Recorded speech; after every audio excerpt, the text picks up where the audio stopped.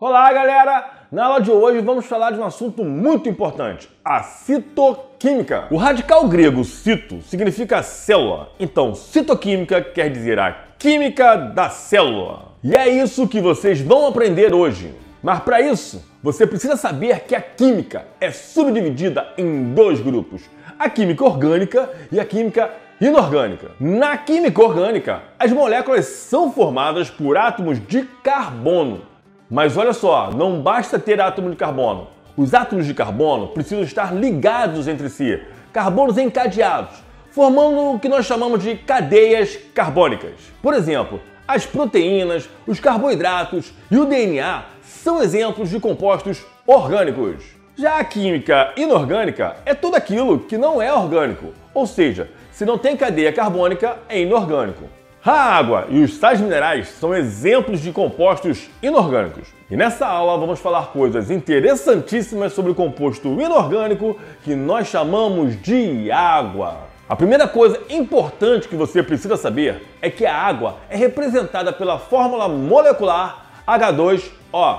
Agora eu te pergunto, quantos oxigênios tem uma molécula de água? Quando eu pergunto isso em sala de aula, é um tal de aluno respondendo que tem 2 oxigênios. Tem 2, professor, tem 2! Mas também eu vou te dizer uma coisa. O aluno não tem tanta culpa, sabe por quê? Porque todo mundo fala a fórmula da água do jeito errado. Sabe como é que o pessoal fala? O pessoal fala assim, ó, H2O pra cá, H2O pra lá. Esse jeito te induz ao erro. Dá a entender que esse 2 está perto do oxigênio. E isso não é verdade. O 2 está perto do hidrogênio. O jeito correto de falar é H2O, dá um intervalo entre 2 e o O. E pior que tem aquele tarado que fala assim, ó, H2Os, como eu já vi por aí. Então, a molécula de água tem um oxigênio e 2 hidrogênios, tá? Não pode esquecer. Uma vez um aluno me perguntou, professor, e aquele refrigerante, o H2O? O H2O, como é uma marca, não precisa respeitar nem regra ortográfica, o que dirá a regra de química. Até porque o H2O refrigerante não é água. Se ele colocasse o H2O do jeito que a química manda, a gente poderia de repente até dizer que é uma propaganda enganosa, porque aquilo ali não é água, hein, gente?